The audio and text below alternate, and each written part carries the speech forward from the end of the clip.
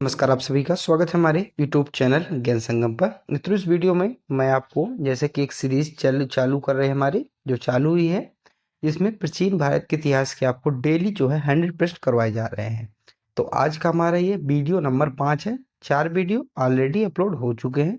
इससे पहले RO वालों के लिए जो हिस्ट्री के PYQ में जल्द ही ला रहा हूँ, तो इस वीडियो के बाद वो वीडियो भी अपलोड हो जाएगा। NTPC वालों के लिए हिस्ट्री के PYQ, इकोनॉमिक्स के PYQ, जियोग्राफी के PYQ और ढेर सारे जो PYQ हैं, पॉलिटी के भी हैं, तो आप उसमें जाके देख सकते हैं। जियोग्राफी को 2 भागों में डिवाइड करके मैंने प्लेलिस्ट बना दी है, तो वर्ल्ड जियोग्राफी और इंडियन जियोग्राफी।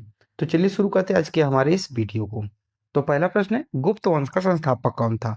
तो ये गुप्त वंश का संस्थापक श्रीगुप्त था। क्या था? श्रीगुप्त थे गुप्त वंश के संस्थापक। ठीक है। अगला प्रश्न है, समुद्रगुप्त को किस नाम से जाना जाता था? जो समुद्रगुप्त था, इसे किस नाम से जाना जाता था? तो भारतीय नेपोलियन के नाम से जाना जाता था। यहाँ से जो ऑप्शन है तो गलत है। ठीक है। तो ऑप्शन नंबर 1 यहाँ से उत्तर होगा, भारतीय नेपोलियन के नाम से जाना जाता था। इलाहाबाद प्रशस्ति किसने लिखी? तो इलाहाबाद प्रशस्ति किसके द्वारा? तो इलाहाबाद प्रशस्ति है, ये हरिसेन के द्वारा लिखी गई थी। किसके द्वारा? हरिसेन के द्वारा लिखी गई थी। अगला प्रश्न है, हूण आक्रमण के समय कौन गुप्त शासक था? तो जब हूण आक्रमण हुए थे तो उस समय शासक स्कंदगुप्त था। कौन? इनका स्कंदगुप्त था। यह प्रश्न ऐसे भी बनता है कि स्कंदगुप्त के समय किनका जो आक्रमण हुआ था? तो हूणों का आक्रमण हुआ था। अगला है, चंद्रगुप्त द्वितीय का दूसरा नाम क्या था? तो चंद्रगुप्त जो द्वितीय था उसका दूसरा नाम था विक्रमादित्य। इसी को विक्रमादित्य कहा जाता था। और इसी के दरबार में क्या थे? नौ रत्न विधि इसके दरबार, जैसे अकबर के दरबार में 9 रत्न थे, इसी प्रकार ये चंद्रगुप्त द्वितीय यानी कि विक्रमादित्य के दरबार में भी 9 रत्न थे।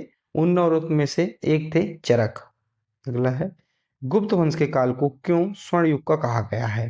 तो स्वर्ण युग का काल किस युग को कहा गया? तो गुप्त काल युग को कहा गया, क्योंकि कला, साहित्य और विज्ञान के प्रगति यहाँ इस काल में बहुत ही प्रगति किया था, प्रोग्रेस किया था। अगला है, अजंता की गुफाओं का निर्माण किस काल में हुआ था? तो अजंता की गुफाएं हैं, इसका निर्माण गुप्त काल में हुआ था। किसमें? गुप्त काल में हुआ था।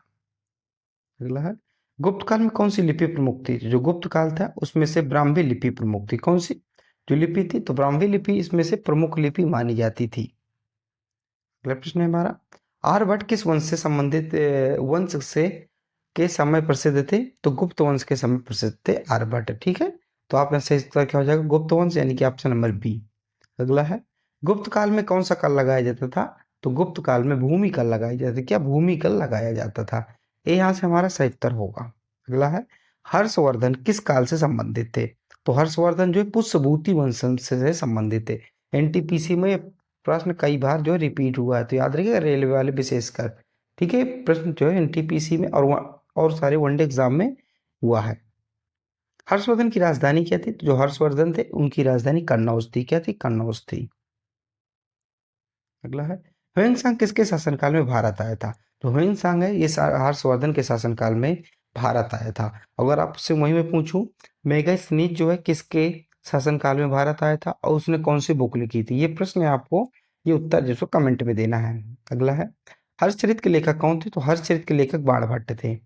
अगला है, हर्षवर्धन ने बौद्ध धर्म के किस संप्रदाय को अपनाया था? तो हर्षवर्धन ने जो बौद्ध धर्म का जो महायान था, कौन सा महायान, तो उसको अपनाया था। देखिए, बौद्ध धर्म में भी 2 होते हैं, एक हीनयान, एक महायान। ठीक है। तो उन्होंने महायान को अपनाया था। अगला है, नालंदा विश्वविद्यालय को किसने प्रसिद्धि दिलाई? तो नालंदा विश्वविद्यालय को हर्षवर्धन ने क्या दिलाई थी? प्रसिद्धि दिलाई थी। पुष्यभूति वंश की स्थापना किसने की थी? तो जो पुष्यभूति वंश है इसकी स्थापना जो पुष्यभूति ने किया था। गुप्त काल के किस धातु के सिक्के प्रमुख थे? तो गुप्त काल में सोने के सिक्के, किसमें? सोने के सिक्के प्रमुख माने जाते थे, यानी कि गोल्ड। ठीक है। तो आपको यहाँ से याद रखना है, सिक्कों से प्रश्न बनता है। हर्षवर्धन ने किस प्रमुख सभा का आयोजन किया था? तो हर्षवर्धन द्वारा प्रयाग जो सभा था इसका आयोजन किया गया था। किसका? प्रयाग सभा का आयोजन किया गया था।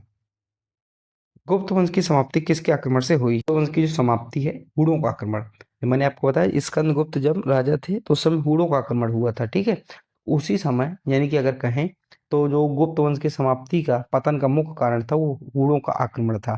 तो वी यहाँ से सही उत्तर होगा। अगला, हर्षवर्धन किस मौर्य से संबंधित था?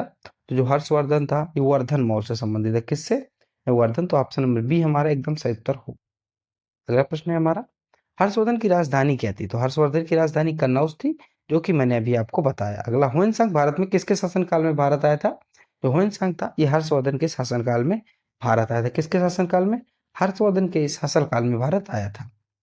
हर्षवर्धन के जीवन पर आधारित ग्रंथ हरिश चरित्र किसने लिखा है? जो हरिश चरित्र जो है बाणभट्ट के द्वारा लिखी गई पुस्तक है। हर्षवर्धन ने प्रयाग में कितने वर्षों में एक बार सभा का आयोजन किया था? कितने वर्षों में? तो प्रत्येक 12 वर्ष में एक बार उसने सभा का आयोजन किया था। अगला प्रश्न है, हर्षवर्धन की मृत्यु के बाद उसके साम्राज्य का क्या हुआ था? तो धीरे धीरे विघटित हो गया, यानी कि धीरे धीरे क्या हो गया? विघटित हो गया, यानी कि समाप्त हो गया। तो सी यहाँ से सही उत्तर होगा।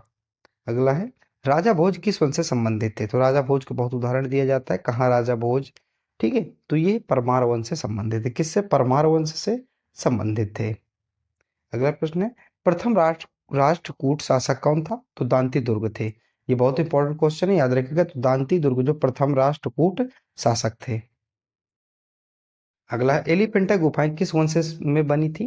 जो एलिफेंटा गुफाएं राष्ट्रकूट वंश से ही बनी थी। तो ऑप्शन नंबर सी यहाँ से सही उत्तर होगा। चालुक्य वंश की राजधानी क्या थी? तो चालुक्य वंश की राजधानी वतापी थी। ये यहाँ से हमारा सही उत्तर होगा। क्या थी? वतापी थी चालुक्य वंश की राजधानी, ठीक है। अगला प्रश्न है, चालुक्य वंश का महान शासक कौन था? तो पुलिकेशन सेकंड। कौन था? पुलिकेशन सेकंड जो था, जो चालुक्य वंश का एक महान शासक हुआ था। पुलिकेशन द्वितीय ने किस प्रमुख राजा को हराया था? तो इसने हर्षवर्धन को हराया था, इसलिए इसको और महान माना जाता है और पराक्रमी भी था। पल्लव वंश की राजधानी क्या थी? पल्लव वंश था, इसकी राजधानी कांचीपुरम थी। तो ऑप्शन नंबर ए यहाँ से हमारा सही उत्तर होगा, कांचीपुरम। अगला है, महाबलीपुरम में प्रसिद्ध रथ मंदिर किसने बनवाया था? तो महाबलीपुरम में प्रसिद्ध जो रथ मंदिर है, ये नरसिंह वर्मन फर्स्ट ने, यानी कि प्रथम ने बनवाया था। प्रत्याहार वंश की स्थापना किसने की थी? तो प्रत्याहार वंश है, इसकी स्थापना नागभट्ट प्रथम द्वारा की गई थी। संस्थापक कौन था? जो पाल वंश था, इसका संस्थापक गोपाल को माना जाता है। तो बी हमारा यहाँ से सही उत्तर होगा। अगला, नालंदा विश्वविद्यालय को किस पाल शासक ने संरक्षण दिया था? जो नालंदा विश्वविद्यालय, इसको धर्मपाल, किसने? धर्मपाल के द्वारा जो है संरक्षण प्रदान किया गया था। राष्ट्रकूट वंश के सबसे प्रसिद्ध शासक कौन थे? जो राष्ट्रकूट वंश के सबसे प्रसिद्ध शासक थे वो अमोघ वर्ष माना जाता है। किनको? अमोघ वर्ष को माना जाता है। सी यहाँ से सही उत्तर होगा। एलोरा की कैलाश मंदिर का निर्माण किसने करवाया था? तो एलोरा का कैलाश मंदिर है, इसका निर्माण जो कृष्णदेव, यानी कि माफ कीजिए, कृष्ण जो प्रथम थे, इन्होंने करवाया था। ठीक है। अगला प्रश्न है, गुरु शंकराचार्य ने किस धर्म का प्रचार प्रसार किया था? तो गुरु शंकराचार्य ने जो अद्वैत वेदांत, किस अद्वैत वेदांत का जो है प्रचार किया था। राष्ट्रकूट वंश के पतन के बाद किस वंश ने दक्षिण भारत में सत्ता संभाली थी?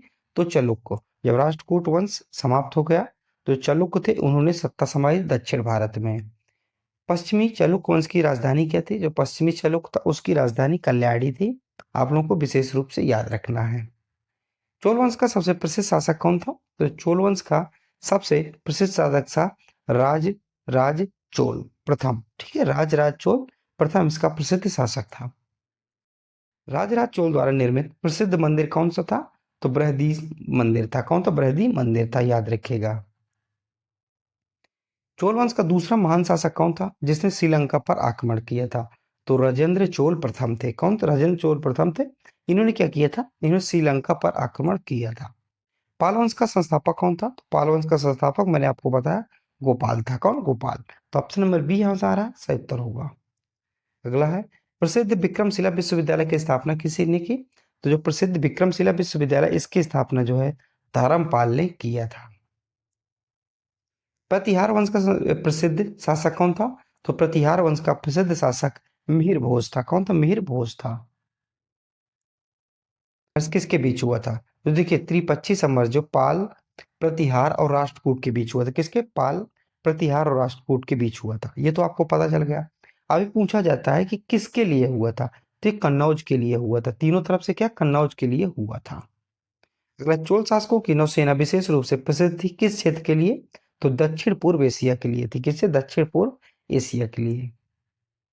चोल प्रशासन में उर किसे कहा जाता था? तो उर शब्द है, ये ग्राम सभा को उर कहा जाता था। ये पूछा जाता है। अगला प्रश्न है, चेर वंश का प्रमुख को क्षेत्र क्या था? तो केरल था। पांडव वंश का प्रमुख बंदरगाह कौन सा था? तो पांडव वंश का जो पांडव वंश था, इसका प्रमुख बंदरगाह फुहार था। क्या? फुहार। तो ऑप्शन नंबर ए हमारा सही उत्तर होगा। अगला प्रश्न है, परमार वंश की राजधानी क्या थी? जो परमार वंश है, इसकी राजधानी धार थी। क्या थी? धार थी। ऑप्शन नंबर बी यहाँ से सही उत्तर होगा। अगला है, राजा भोज किस वंश से थे? तो जो राजा भोज है, ये परमार वंश से थे। किससे? परमार वंश से थे। तो ऑप्शन नंबर बी यहाँ सही उत्तर हो जाएगा। अगला है, चालुक्यों और चोल वंशों के बीच लंबे समय तक संघर्ष किसके लिए हुआ था?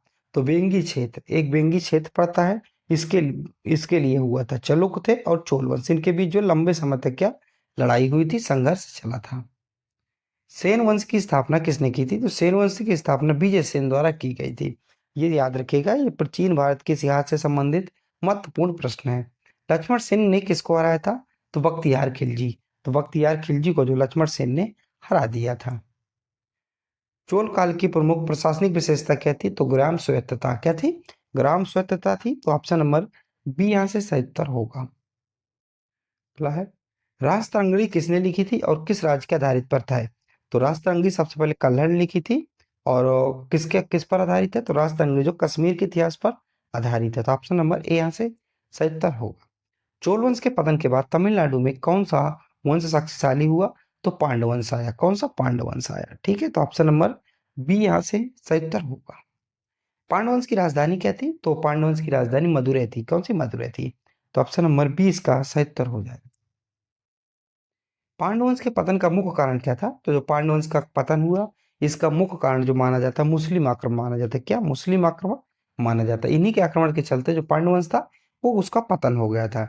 13वीं शताब्दी में, जो सदी में दक्षिण भारत पर आक्रमण करने वाला दिल्ली सल्तनत का सेनापति कौन था? तो मलिक कफूर था। कौन था? मलिक कफूर था। तो ऑप्शन नंबर सी इसका सही उत्तर होगा। मलिक कफूर ने किस वंश को हराकर दक्षिण भारत में लूटपाट की थी? तो उसमें चोल को भी हटाया था और हराया था, होलसेल को भी हराया था और यादवों को भी हराया था। तो ऑप्शन नंबर डी। विजयनगर साम्राज्य की स्थापना कब हुई थी? तो 1336 में। कब? 1336 में जो है विजयनगर साम्राज्य की स्थापना की गई थी। विजयनगर साम्राज्य की स्थापना किसने की थी? तो हरिहर और बुक्का ने। ये तो काफी सरल प्रश्न है। हरिहर और बुक्का नामक दो व्यक्तियों ने जो है विजयनगर साम्राज्य की स्थापना की थी। विजयनगर साम्राज्य की पहली राजधानी कौन थी? तो विजयनगर साम्राज्य की पहली राजधानी हम्पी थी। क्या? हम्पी, जिस समय क्या है, कर्नाटक में है। तो ऑप्शन नंबर 20 का सही उत्तर होगा। अगला प्रश्न है हमारा, कृष्णदेव राय किस वंश से संबंधित थे? जो कृष्णदेव राय है, ये तुलुप वंश से संबंधित है। किसे? तुलुप वंश से। अगला प्रश्न है, कृष्णदेव राय द्वारा रचित प्रसिद्ध ग्रंथ कौन सा है? तो उनके द्वारा जो रचित प्रसिद्ध ग्रंथ है, वो कौन सा है? तो अमृता माल्यता। तो ऑप्शन नंबर ए इसका सही उत्तर होगा। ठीक है, अगला प्रश्न है हमारा, बहमनी साम्राज्य की स्थापना किस वर्ष हुई थी? जो बहमनी साम्राज्य था, इसकी स्थापना 1347 में हुई थी। अगला है, बहमनी साम्राज्य का संस्थापक कौन था? तो अलाउद्दीन बहमन शाह। कौन? अलाउद्दीन बहमन शाह जो था, ये था बहमनी साम्राज्य का संस्थापक था। बहमनी साम्राज्य की राजधानी क्या थी? तो गुलबर्गा, और जिसे बाद में बीदर कहा गया है, ये बहमनी साम्राज्य की क्या थी? राजधानी थी। याद रखिएगा। ठीक है, अगला है, विजयनगर और बहमनी साम्राज्य के बीच मुख्य संघर्ष किस क्षेत्र को लेकर हुआ था? तो किस क्षेत्र को? तो कृष्णा, तुंगभद्रा और दोआब था, इस क्षेत्र को लेकर मुख्य रूप से हुआ था। विजयनगर साम्राज्य का पतन किस युद्ध में हुआ था? तो तालीकोटक युद्ध में। क्या? तालीकोटक युद्ध में जो विजयनगर साम्राज्य का पतन हो गया था। अब आप लोगों को बताना है, जो तालीकोटक युद्ध किसके किसके बीच हुआ था। ये सेकंड क्वेश्चन है, जो कि आपको कमेंट में देना है। ठीक है, तालीकोटक युद्ध किस वर्ष हुआ था? तो जो 1565 में। कब? 1565 में जो है तालीकोटा का युद्ध हुआ था, जिससे जो है विजयनगर साम्राज्य पूरी तरह से खत्म हो गया था। तालीकोटा युद्ध में विजयनगर साम्राज्य की हार का कारण क्या था? तो मुस्लिम सुल्तानों का संयुक्त मोर्चा। जो मुस्लिम सुल्तान थे, ये एक रूप से क्या हो गए, इकट्ठे हो गए, और इन्होंने साथ में क्या धावा बोल दिया, मोर्चा कर दिया। ककतीय वंश की राजधानी कौन सी थी? तो वारंगल थी। क्या? तो वारंगल थी ककतीय राजवंश की राजधानी। अगला प्रश्न है, कतकी वंश का प्रसिद्ध शासक कौन था? तो कतकी वंश का प्रसिद्ध शासक मान सकते हैं आप रुद्र प्रताप, रुद्र को भी, रुद्रदेव को भी, तथा गणपति देव को भी मान सकते हैं। तो ऑप्शन नंबर डी यहाँ से सही उत्तर होगा। अगला प्रश्न है, चोल वंश के बाद दक्षिण भारत की प्रशासनिक प्रणाली पर किसका सबसे अधिक प्रभाव पड़ा था? तो विजयनगर वंश का पड़ा था। किसका? विजयनगर वंश का पड़ा था। बहमनी साम्राज्य के पतन के बाद कितनी डेक्कन सल्तनतें बनी थी? तो 5 डेक्कन सल्तनतें बनी थी। कितनी? 5। तो ऑप्शन नंबर हमारा बी यहाँ से सही उत्तर होगा। नीचे में से कौन डेक्कन सल्तनत नहीं है? तो कौन डेक्कन सल्तनत नहीं है? देखिए, अहमदनगर था, गोलकुंडा था, बीजापुर था, लेकिन मालवा नहीं था। तो प्रश्न के हिसाब से ऑप्शन नंबर डी। अगला है, बीजापुर सल्तनत किस वंश द्वारा शासित है? तो आदिल शाही द्वारा। किसके द्वारा? आदिल शाही द्वारा शासित है। गोलकुंडा सल्तनत की राजधानी कौन सी थी? तो हैदराबाद थी। क्या थी? हैदराबाद थी। तो आप यहां से ऑप्शन नंबर बी को सही मानेंगे। मराठा साम्राज्य के संस्थापक कौन थे? तो मराठा साम्राज्य के संस्थापक शिवाजी थे। तो ऑप्शन नंबर ए यहां से सही उत्तर होगा। शिवाजी को छत्रपति की उपाधि कब और कहाँ मिली थी? तो जो शिवाजी को छत्रपति की उपाधि रायगढ़ में मिली थी और 1674 में इनको उपाधि दी गई थी। तो ये प्रश्न बनता है, पूछ याद रखिएगा। शिवाजी का गुरु कौन था? तो शिवाजी का गुरु कौन था? समर्थ रामदास थे। कौन थे? समर्थ रामदास थे। तो ऑप्शन नंबर बी हमारा सही उत्तर होगा। शिवाजी का उत्तराधिकारी कौन था? तो शिवाजी का जो उत्तराधिकारी थे उनका नाम था संभाजी महाराज। कौन थे? संभाजी। ऑप्शन नंबर ए यहां से सही उत्तर होगा। संभाजी को किसने पकड़कर मार डाला था?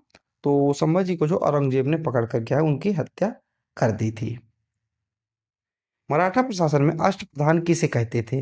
तो 8 मंत्रियों की जो परिषद होती थी उसी को जो अष्टप्रधान कहा जाता था। जैसे सुमंत हो गए, जो वित्त मंत्रालय वाला होता थी, अलग अलग उनको नाम दिया जाता था। मराठा साम्राज्य का सबसे शक्तिशाली पेशवा कौन था? तो बाजीराव प्रथम। इनको जो है मराठा साम्राज्य का सबसे शक्तिशाली पेशवा माना जाता है। बाजीराव प्रथम ने किस मुगल सेनापति को हराया था? तो निजाम उल मुल्क को हराया था। मराठों और अहमद शाह अब्दाली के बीच कौन सा युद्ध हुआ था? तो मराठों और अहमद शाह अब्दाली के बीच जो है पानीपत का तृतीय युद्ध हुआ था।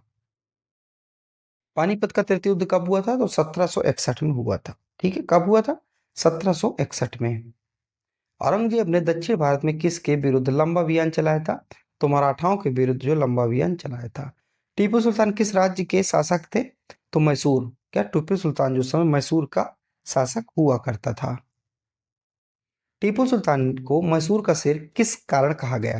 तो अंग्रेजों से क्या वो वीरता से लड़ा था। क्या अंग्रेजों से बहुत ही वीरता से लड़ा था और जीत जाता था, इसलिए उसको मैसूर का शेर कहा गया। टीपू सुल्तान की मृत्यु किस युद्ध में हुई थी? तो जो मैसूर का जो चौथा युद्ध था, इसी में जो टीपू सुल्तान की मृत्यु हो जाती है और जो अंग्रेजों की पकड़ है ये और अच्छे तरीके से बन जाती है। हैदराबाद राज्य का संस्थापक कौन था? तो हैदराबाद जो राज्य है, तो इस समय उसका संस्थापक था option number C Asaf Jah है। तो ऑप्शन नंबर सी इसका सही उत्तर होगा। औरंगजेब की मृत्यु के बाद मुगल साम्राज्य का सबसे शक्तिशाली प्रतिद्वंदी कौन था? तो मराठा थे। कौन थे? मराठा। क्योंकि उस समय मराठा जो थे जो मुगलों के नाक में दम किए थे। तो इस प्रकार मैंने इस वीडियो में भी आपको 100 प्रश्न करवा दिए और ये वीडियो नंबर जो है हमारे कितने तो पूरे ऑल टोटल 5 वीडियो का जो तैयार हो गए। ठीक है, तो चलिए मिलते हैं अगले वीडियो पर। जब तक आप अपना ख्याल रखिएगा और कोई क्वेरी हो तो आप लोग कमेंट में जरूर दीजिएगा। जय हिंद, जय भारत।